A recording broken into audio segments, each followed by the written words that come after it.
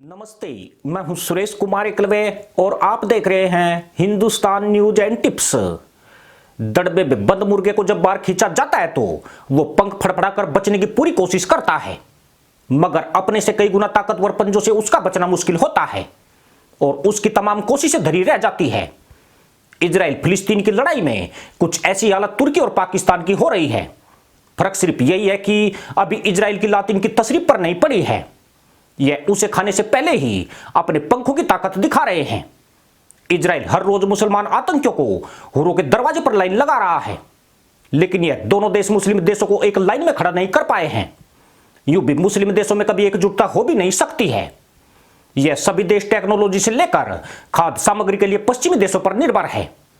यह मानवता की रक्षा के लिए वैज्ञानिक पैदा करने की बजाय टोपीबाज आतंकी पैदा करते हैं, जिसका निशाना पहले ये खुद बनते हैं, बाद में दुनिया इनकी छुरियों का शिकार होती है।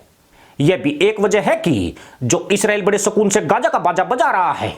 इजराइल के रक्षा विशेषज्ञों के बयानों से जाहिर होता है कि पाक और तुर्की फिलहाल इस जंग में सीधे शामिल नहीं है।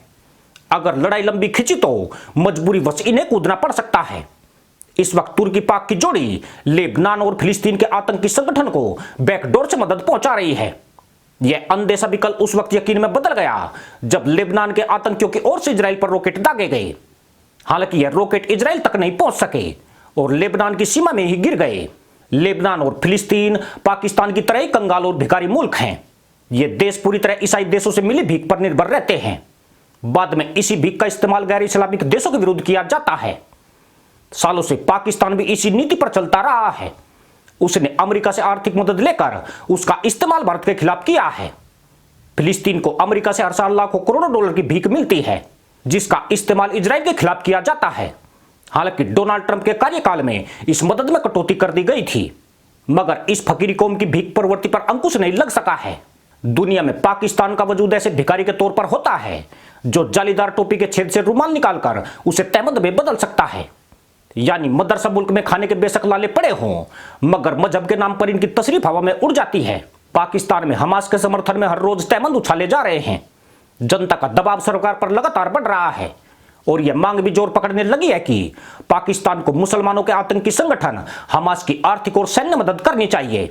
कुछ ऐसी ही मांग इस्तांबुल और अंकारा की सड़कों पर की गई, जब सैकड़ों टोपीबाजों ने एक मार्च निकालकर एर्दोगन से फिलिस्तीन की मदद करने का आह्वान किया। इन दोनों देशों की सरकारों पर सिर्फ इनकी जनता का ही दबाव नहीं है, बल्कि इनकी बकलोली भी इन पर जंग में शामिल होने का दबाव बना रही है। दोनों देशों में मुसलमानों का मसीहा बनने की घोषित होड़ चल रही है। पाकिस्तान इस बात पर फूलकर कुप्पा है कि वह मुस्लिम देशों में एकमात्र परमाणु संपन्न मुल्क है, जबकि तुर्की राष्ट्रपति रेसेप तैयब एर्दोगन मुसलमानों के खलीफाई ख्वाब में जकड़े हुए हैं। अगर यह दोनों देश इजराइल के हाथों मरते मुसलमानों की रक्षा नहीं कर सके तो इनकी साख पर लाछन लगना तय है। पर दिक्कत यह भी है कि बिल्ली के गले में घंटी बांधे कौन। इमरान खान और एर्दोगन एक दूसरे की पीठ पर जरूर खुजा रहे हैं, पर इजराइल के सामने उतरने के नाम पर टांगे भी कांपती है। वजह यही है कि अगर यह जंग में कूदे तो बाकी मुस्लिम देश अपने डीएनए के अनुसार दगाबाजी जरूर करेंगे। ऐसे में इजराइल से मार खाने के अलावा इनके पास कोई दूसरा विकल्प नहीं बचेगा। पाकिस्तान के परमाणु बम की धौंस आज तक किसी भी देश पर नहीं चली है। पिछले 1.5 साल से वह ईरान अफगानिस्तान के हाथों पिट रहा है। भारत से तो लगातार उसे लातें मिलती ही रही है। इजराइल भी खुद परमाणु संपन्न मुल्क है, ऊपर से उसे अमेरिका समेत विकसित देशों का फुल सपोर्ट है। यानी अगर तुर्की पाकिस्तान यहूदी और मुसलमानों की लड़ाई में कूदे तो अमेरिका फ्रांस जैसे शक्तिशाली देश भी मोर्चा संभाल सकते हैं। फिलहाल जो आतंकी 50-60 की तादाद में निपटाए जा रहे हैं, तब उनकी तादाद हजारों में पहुंच सकती है।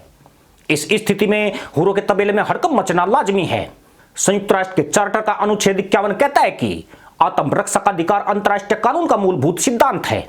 इजराइल पर हमास ने रॉकेट दागकर उसे आत्मरक्षा के लिए प्रेरित किया है। इस नियम के तहत नागरिकों के खिलाफ किया गया रॉकेट हमला हथियार बंद हमला माना जाता है।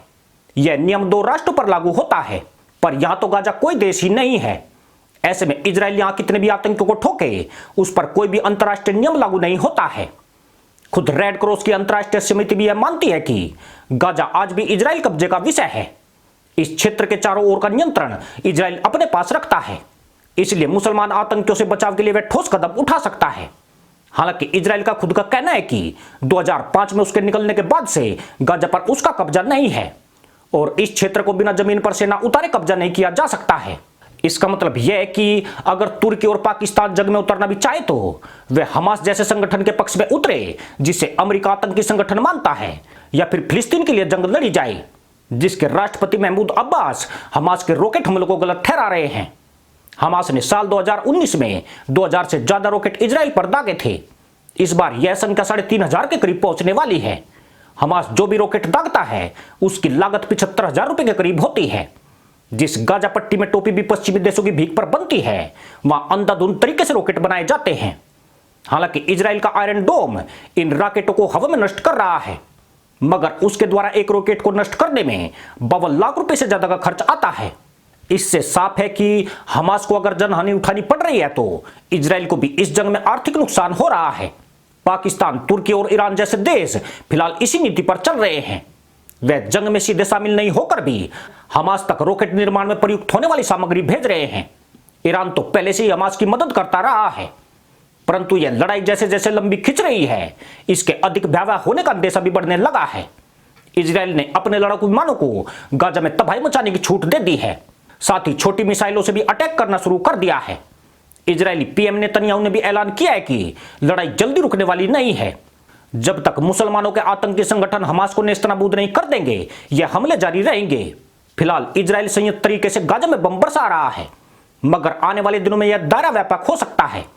जहां तक तुर्की पाकिस्तान के जंग में कूदने का सवाल है तो इन बकलोल देशों में इजराइल से टकराने की हिम्मत नहीं है। यह सिर्फ दिखावे के लिए मुस्लिमों के रहनुमा बने फिरते हैं। इजराइल ने अभी तक 212 को ठोका है, अगर वह 20,000 को भी ठोकेगा तब भी मुस्लिम देश बैठक करने और बकलोली करने से आगे नहीं बढ़ेंगे। भारत के कश्मीर में तो 2 लाख से ज्यादा निपटाए गए हैं, तब भी यह देश बकलोली से ज्यादा आगे नहीं बढ़ पाए। इसी के साथ अनुमति दोस्तों, जय जवान, जय किसान, जय हिंद, वंदे मातरम।